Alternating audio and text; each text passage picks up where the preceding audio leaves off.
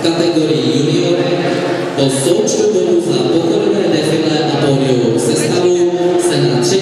místě umístili Mona 2 Náchod.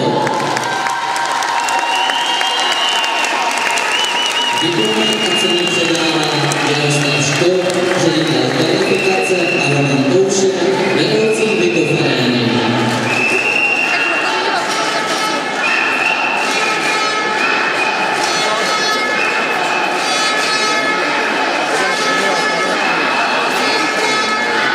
Druhé místo obsadil Tom Krokodýl.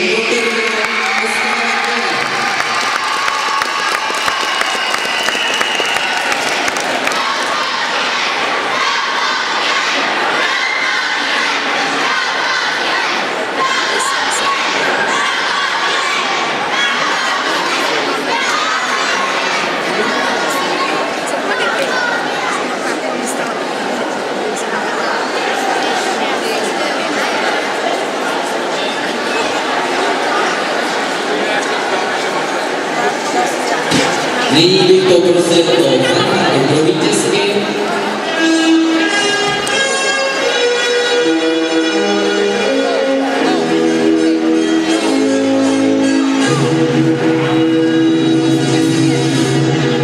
První místo obsazují Precioso Blatná 2.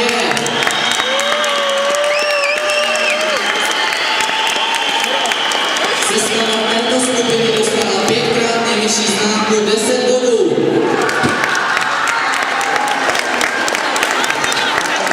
Na mistrovství Evropy postupují všechny 3 skupiny. Cenu VIP povinný získává startovní číslo 5 minidipsy Karmina Dolej.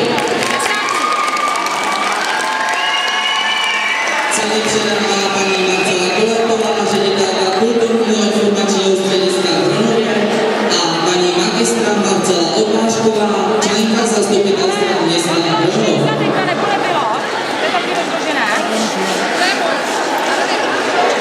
Blahopřejeme juniorkám